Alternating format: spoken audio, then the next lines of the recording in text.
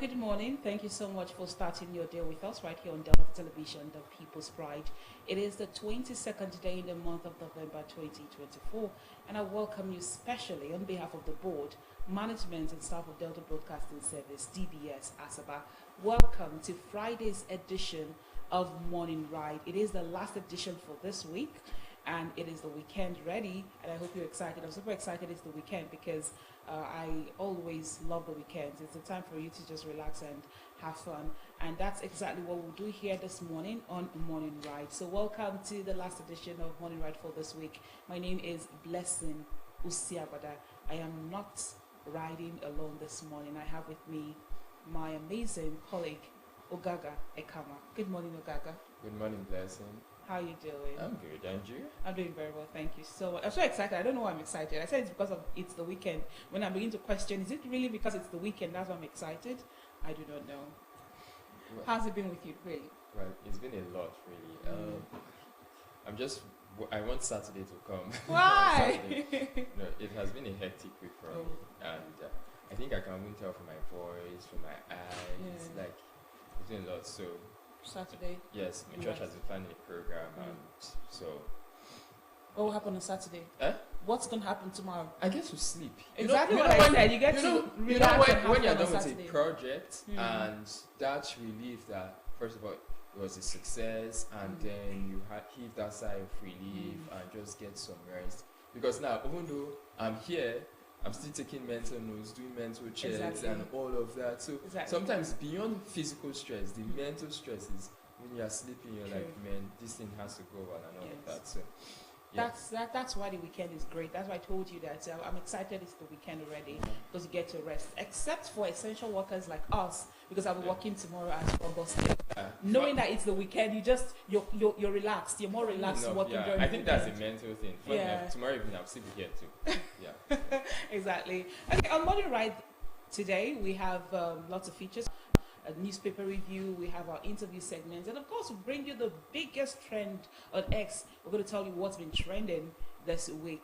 Before that, our Senate yesterday approved our president's Yes, of course, it's no shocker because even the 2025 budget, guess what?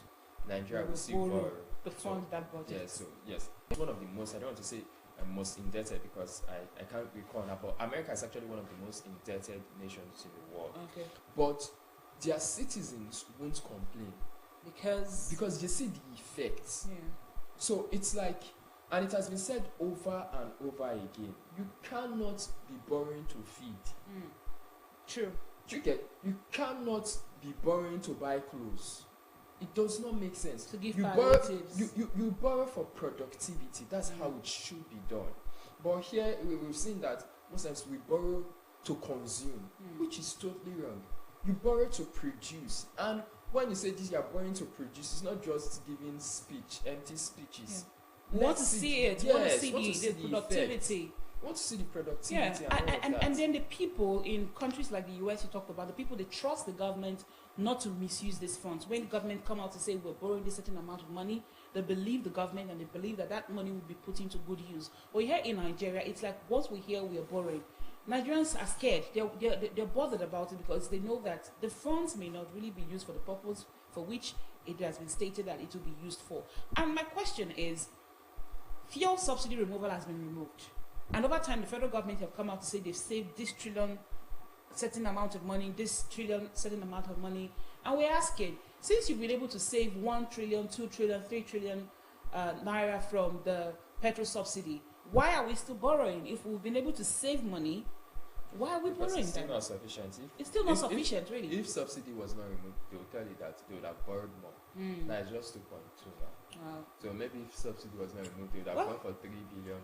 There's nothing we can do. There's nothing we can say here that will change what has happened. The Senate has approved the budget, and 2.2 billion naira would have been granted to the federal government as a loan to part finance the 2024 fiscal year. And just like you said, next year, 2025, the budget they will have to borrow to fund that budget as well. We do hope that when the money comes, the federal government will have the conscience to really use the money for what it is meant for. And like Ogaga said, we need them to borrow for productivity and not borrow for frivolous reasons. Well, on Morning Ride, we're starting with a safety corner this morning, and on safety corner, we're talking about food safety. That is what we are going to be addressing this morning, food safety. So we'll go and we'll play that particular interview we had with a dietitian from the Asaba Specialist Hospital. You get to know her when we roll that interview. Please stay tuned and have a wonderful time watching.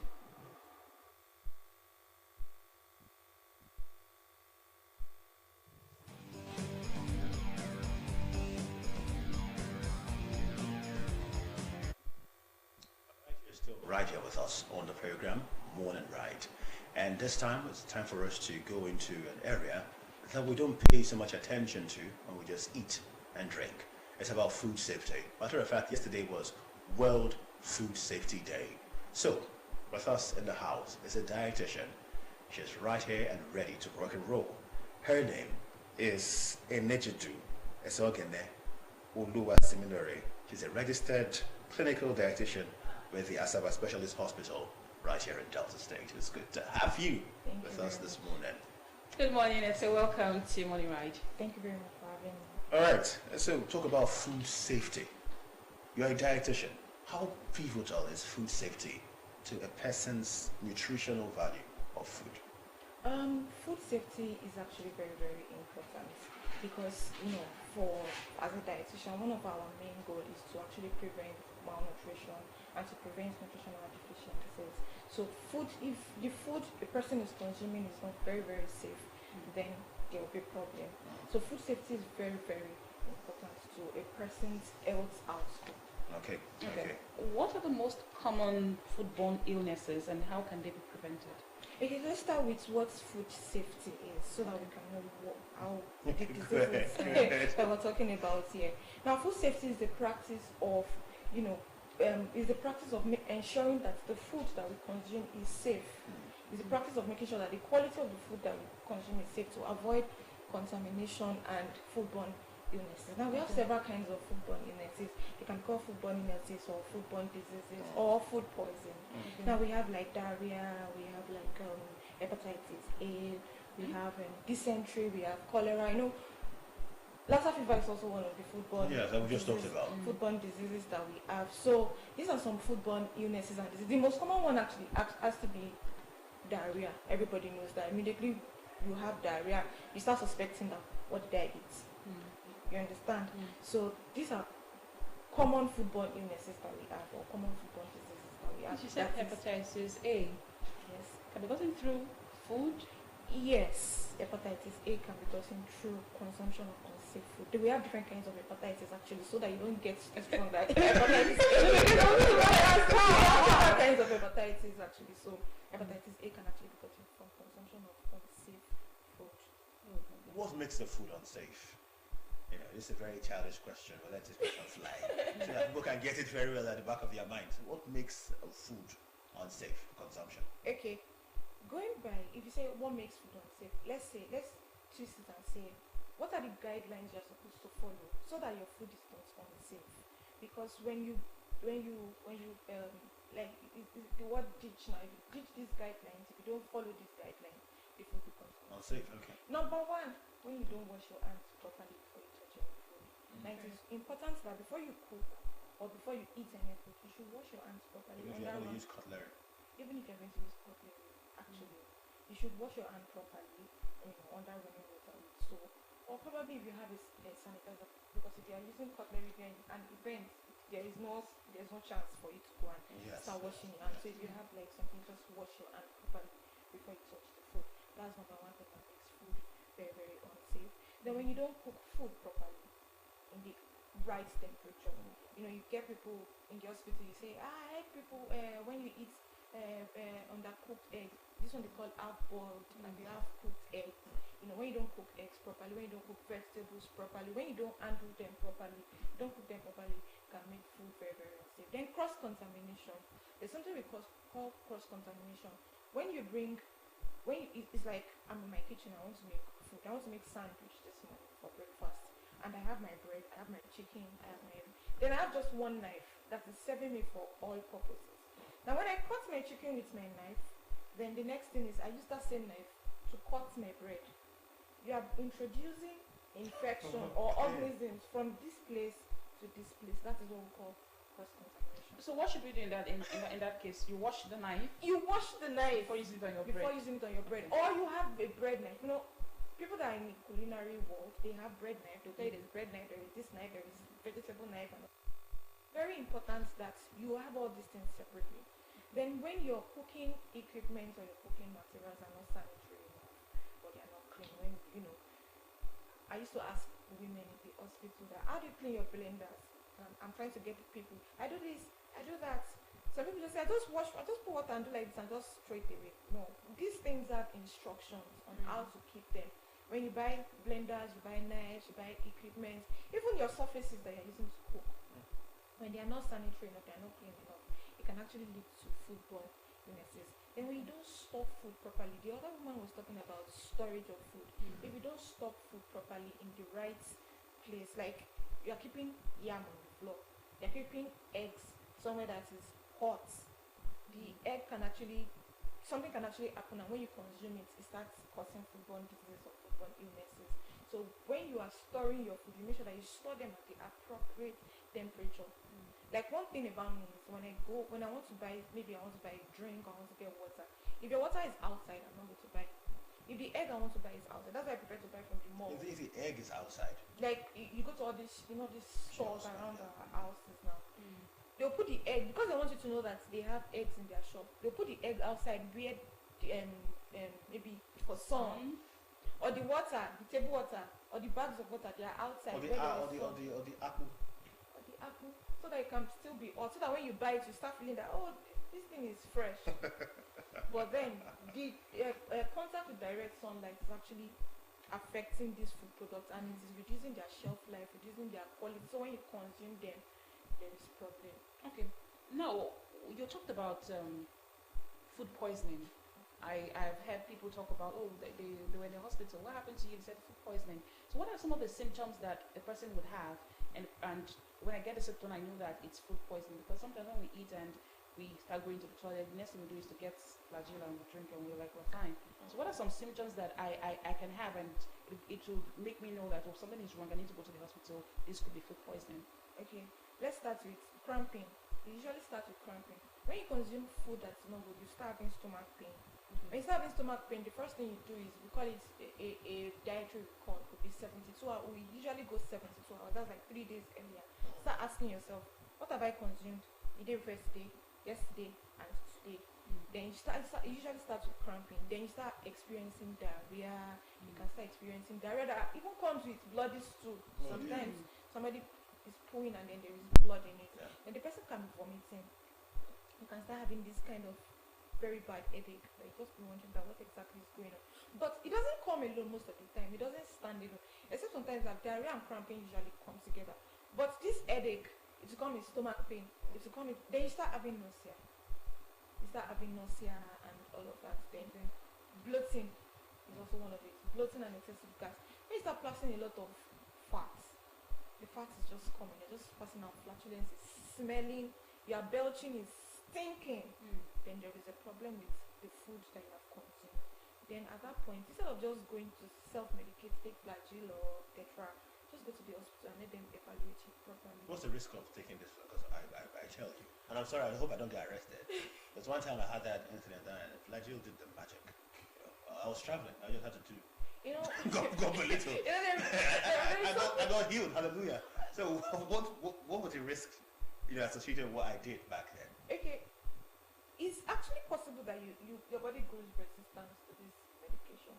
It's just that I don't know how Nigerians are actually built, because I want to use the word Nigerians and not just Africans. We in Nigeria, we self-medicate a lot, and God just helps us and we just take this medication and they work. But in countries where there are regulations before you take any medication, of course you know better not to do that. Yeah. So the risk that can come from taking these medications can be that your body can actually grow resistance to this thing, and you use them and they don't work. You could have side effects from this thing and you don't even know what next to do. It's like overdosing. It's like people that there's this patient we had one time, and they diagnosed him with ulcer. And when we're looking at what happened, he's always using Flagyl. not flagyl. Okay. paracetamol, diclofenac, and all those things. He's always using them a lot. Now that is the complication that arises from overusing paracetamol. Small thing, paracetamol, headache, paracetamol, and the paracetamol will be looking at you like, is that the cause of my problem and all of that? Then he came to the hospital for ulcer. When he had ulcer, he did not know what to do. Then there is like a further complication of taking this medication. So there's sometimes there can be, because when you overuse flagyl, and you can have constipation, and then you don't even know what to do next. When you have constipation, what is the next thing to do? You don't know. Then you've not gone to the toilet for 4 days, for 5 days, and you're in the toilet and you're pleading the blood of Jesus over yourself. Then you don't know what to do. You have to come to the hospital. Then they will not take an history.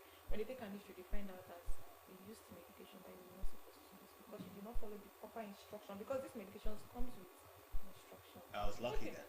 Yeah, you were lucky. Let's talk about fruits and vegetables. How should we wash our fruits and vegetables in a way that will prevent us getting the foodborne diseases? And even and storing illnesses? them too. You know. Okay, let's talk about storage first.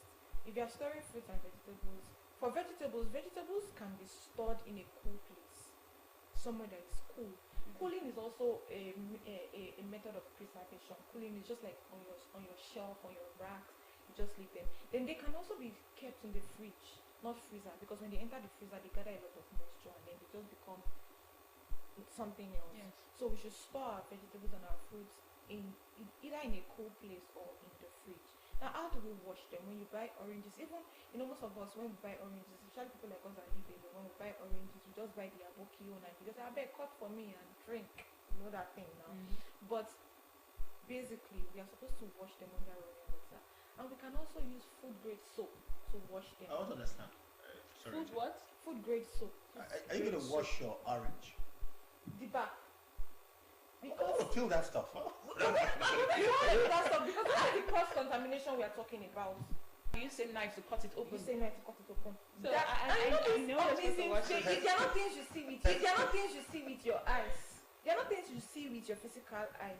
So the moment you slice the orange, I've already introduced that orange into the orange, then you drink. Pineapple, all of them. Even our tubers. When I say this thing in the Tubers of yam. Tubers of yam, plantain, and all of people like actually people are saying to cut it and rinse it.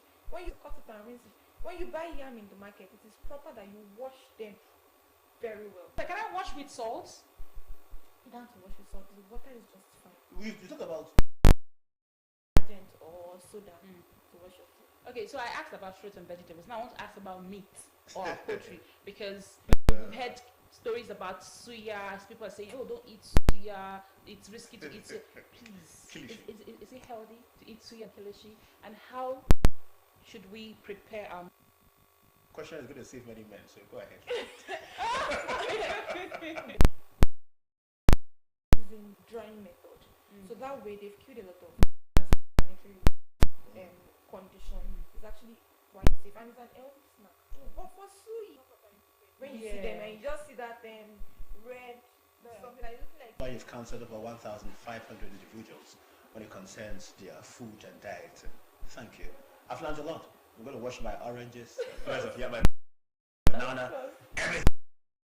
Washing them. I'm trying to get your name properly. And let you do it's okay.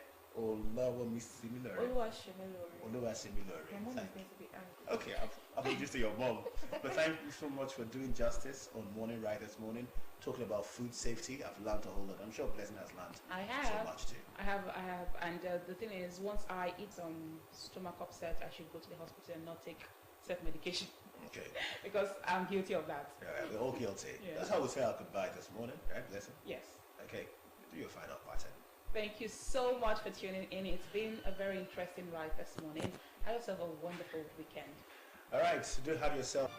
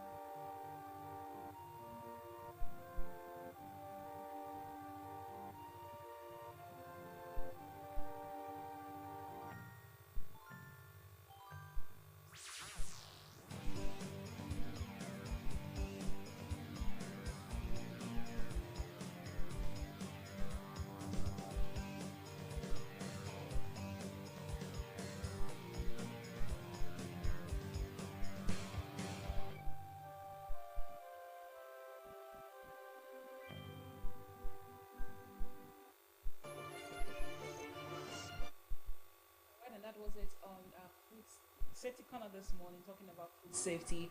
It's 8 days more, and then we go into the month of December. And during the festive season, we know we cook a lot. Yeah, it's the festive And season people from eat December, a lot. and people Careless eat a season. lot. So this topic today is apt. When you cook your meals, learn to cover your meals properly, and learn to eat balanced diets and drink enough water, because it's the Hamilton season. You need to hydrate to keep your skin healthy and make your skin look better. We don't want to see you with your skin looking whitish and your skin dry. So hydrate properly, but always keep your food closed. If you're not going to eat it at that moment, make sure your food is properly kept. Yeah, in I the think house. generally people should just maintain proper and good hygiene. I think that's what cuts across, because you see some persons, they don't even, once they get into their houses, they don't wash their hands. The next thing, they just get something, throw it into their mouth. Or you're even outside, you just see something and just think, you don't know your hands carry germs. And someone is like, what kind of germs? How significant? You don't know until you go down with something like typhoid. And it's a very, very wrong notion. So please maintain proper hygiene. Wash your hands properly with detergent, with soap. If you don't get soap or any of that, like WHO will say, under running water for like 60 seconds and beyond, just do that. Try to maintain proper hygiene. True, especially our vegetables we buy from the market. Our vegetables are fruits. Yes, we When need you to wash buy them, properly. learn to wash them properly and learn to allow your meat, beef, stuff to be properly cooked. Not all this half-cooked stuff. Because gas is now expensive, you want to manage your gas. Don't do that. Make sure you cook your meat properly, cook your meal properly. And like Ugaga said, keeping a healthy environment, we can't emphasize that enough. Always keep your environment clean, not just your kitchen, but your entire environment, even your rooms. Because if you're dirty and then you cook from the kitchen and you take to your bedroom to eat, it's still unhealthy. So keep everywhere neat. Keep your kitchen neat. Make sure you get containers. If you don't have containers, you have to go to the market and buy them, because we're talking about Ebola, talking about Lassa fever. These things have not gone permanently. So don't think that we don't have cases of Ebola or Lassa fever in Nigeria. We do. So get containers that have covers and cover anything you keep in your kitchen, anything that goes into your mouth. Make sure you keep them covered in a tight and closed container. All right, that's it on Safety Corner. We'll move on now to our next segment this morning, and that is our interview segment. This morning we're going to be x-raying the Nigerian economy, and our guest is Honorable Kenneth Gbandi, the National Deputy Chairman, Diaspora Engagement. Please take a listen.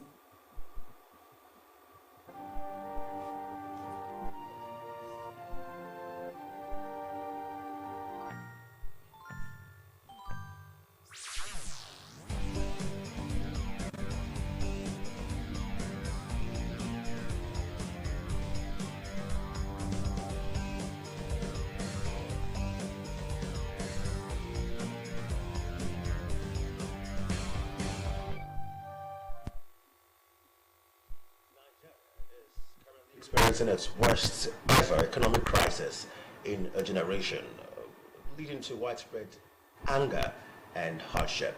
A liter of fuel or petrol costs more than 3 times what it did 9 months ago, while the price of staple food, rice, has more than doubled in the past year. Indeed, the country is crying. This morning, on Morning Ride, we'll be x-raying the Nigerian economy. To do justice to this is one who is both intelligent and eloquent, one who is fit to have conversation, no matter how vast it comes when it concerns the economy.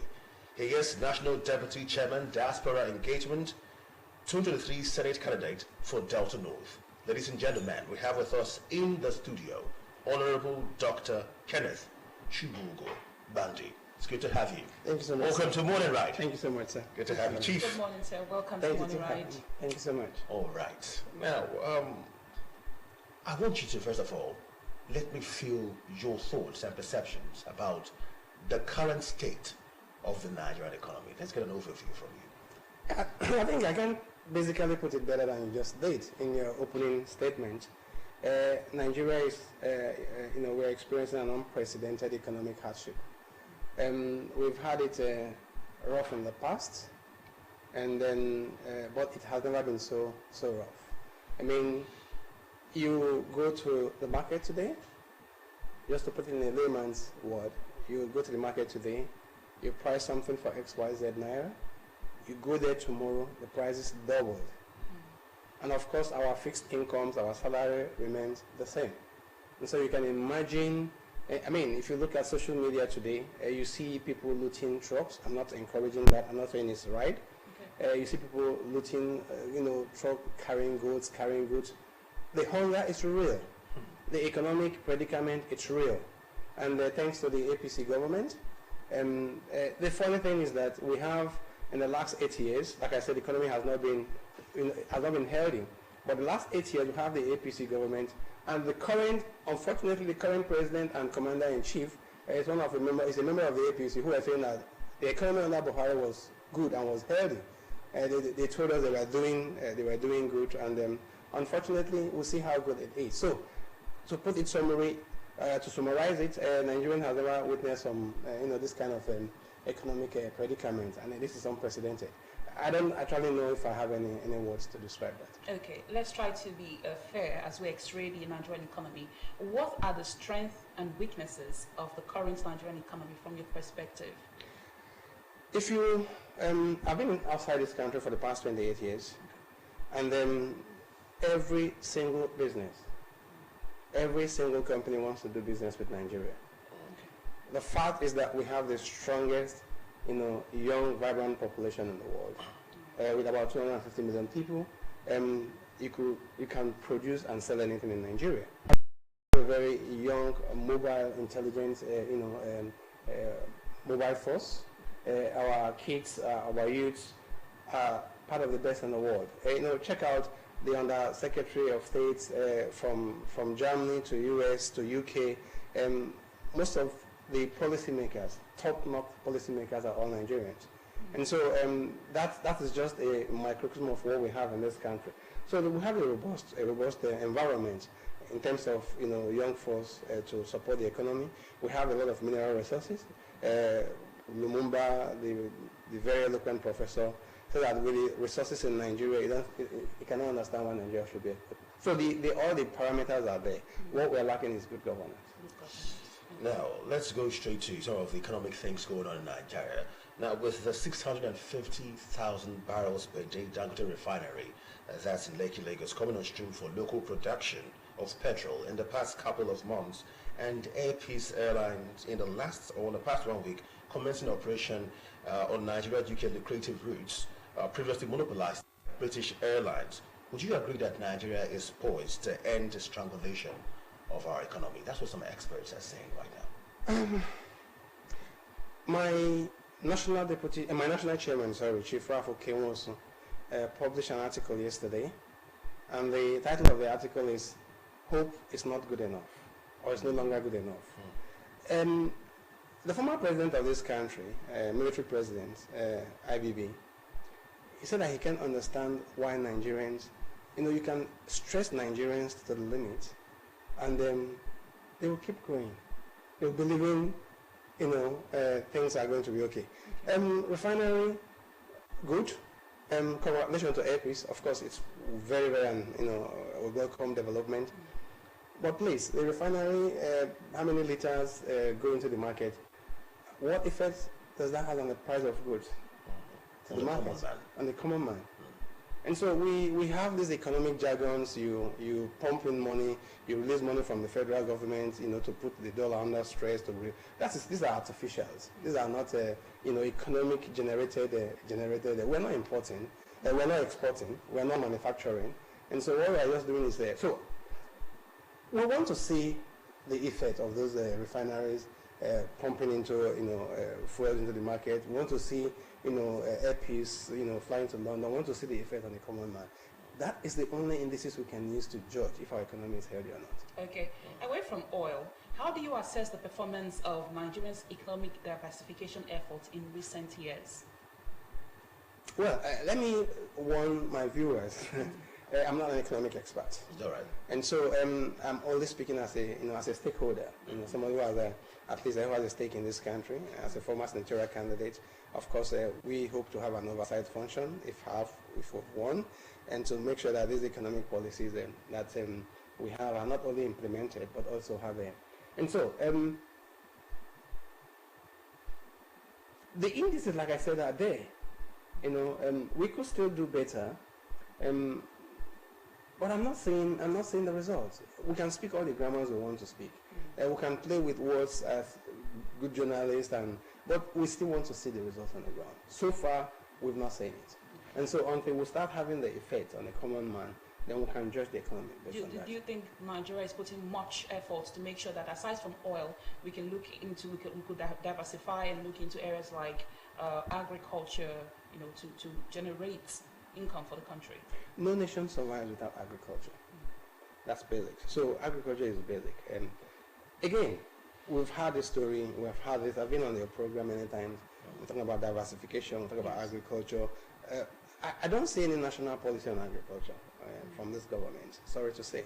Apart from pockets and, you know, one or two things there. Diversification is good, of course, apart from oil, which has actually what we call resource costs, because since we discovered oil, people seems to, you know, leave out the basic things they are doing and the rest of them. So diversification is good. I mean, it's any wise economy, any wise leader will work on diversification of the economy. Agriculture is basic. We have the IT, which is actually one of the things ruling the world. Our youth are perfectly, I mean, we can see in the negative sense all the Yahoo boys, what they are doing. You know, if we can channel those resources into an IT hub where the potentials of our youths are. So the agricultures are there, you know, and manufacturing. I mean, Nigerians are very standard, you know. I think we could turn around the economy. Unfortunately, like I said, I'm not seeing those results as well. Let's talk about the economy. I want you to press on that. I think it's, I don't know if it's Buhari, either Nigerian will kill corruption or corruption will kill Nigeria. And the fact is that the corruption in this country is more or less institutionalized.